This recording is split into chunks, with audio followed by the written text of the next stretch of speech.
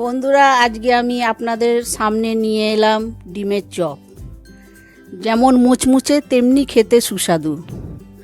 দেখুন, আজকে আমার ডিমের চপটা আমি বাড়িতে বানালাম। কিভাবে বানালাম সেই প্রসেসটা আপনাদেরকে আমি আজ দেখাবো।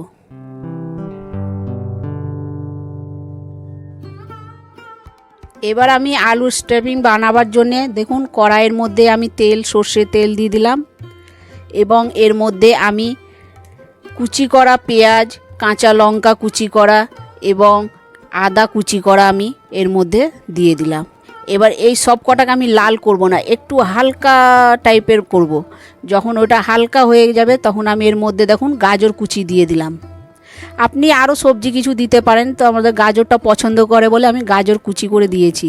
এর মধ্যে আমি বাটা মশলা কিছু দিয়েছি, আদা রসুন বাটা এবং শুকনো মরিচ বাটা দিয়েছি। এবার এটাকে আমি ভালো করে নেড়ে চেড়ে নিচ্ছি এবং এর মধ্যে আমি একটু গরম মশলা, একটু চাট মশলা, একটু ভাজা জিরে মশলা এবং স্বাদ অনুযায়ী লবণ আর হলুদ সামান্য দিলাম। এবার সব কটাকে আমি একসাথে মিক্সড করে নিচ্ছি। এবার যে আলুটা আমি সিদ্ধ করে রেখেছিলাম ওটাকে আমি সেনে ওই পেঁয়াজটার মধ্যে দিয়ে দিচ্ছি, নিয়ে ওই আলুটাকেও ওর মধ্যে একসাথে আমি সুন্দরভাবে মাখিয়ে নিচ্ছি। দেখুন, এবার আমার আলুটা কত সুন্দরভাবে মাখানো হয়ে গেছে। এবার এটাকে আমি বার করে নেব একটা পাত্রের মধ্যে।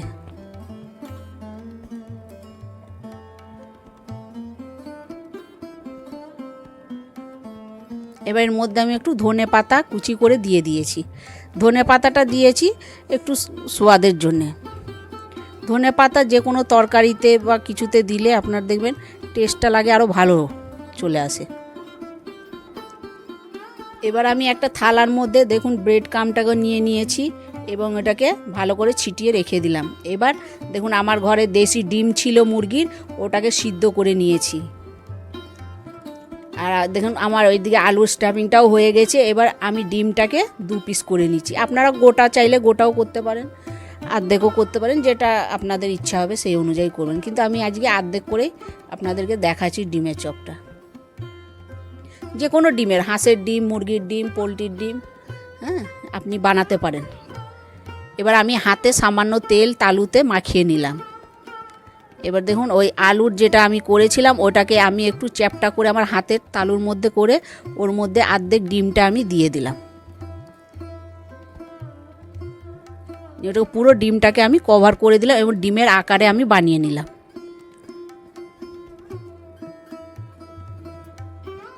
দেখুন,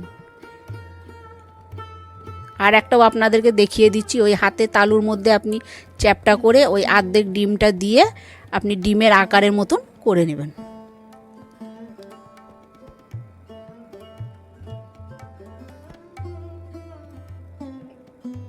দেখুন ডিমের আকারে কত সুন্দর হয়ে গেল। আমি 5টা করেছি।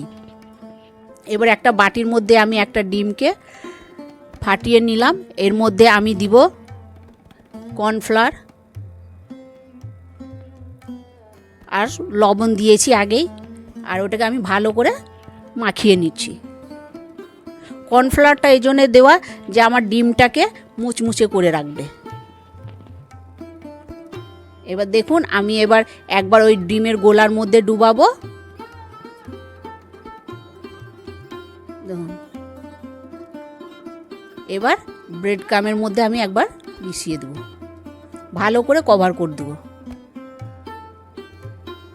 দেখুন এইভাবে আমি কভার করে সবটাকে আমি রেডি করে নেব। বন্ধুরা, আপনারা চাইলে এই ডিমের চপটাকে এইভাবে বানিয়ে ফ্রিজের মধ্যে 1 সপ্তাহের মতন রাখতে পারেন।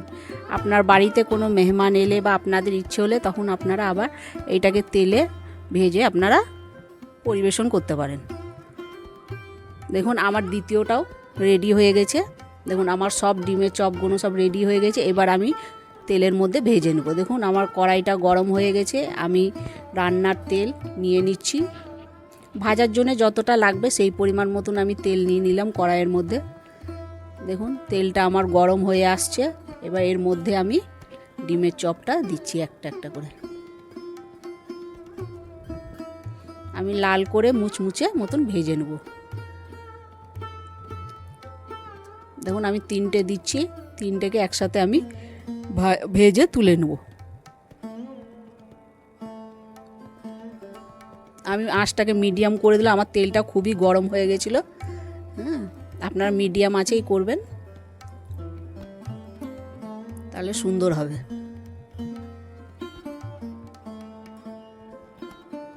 দেখুন কত সুন্দর লাল হয়েছে।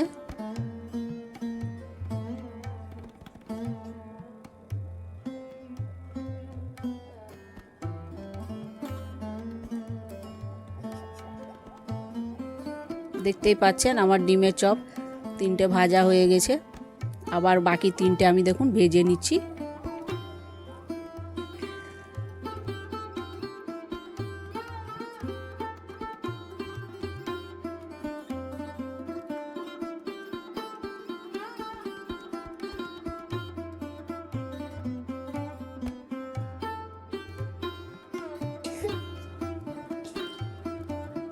দেখুন আমার এই 3টেও হয়ে গেছে, আপনাদেরকে দেখিয়ে দিচ্ছি কত সুন্দরভাবে আমার 3টে হয়ে গেছে।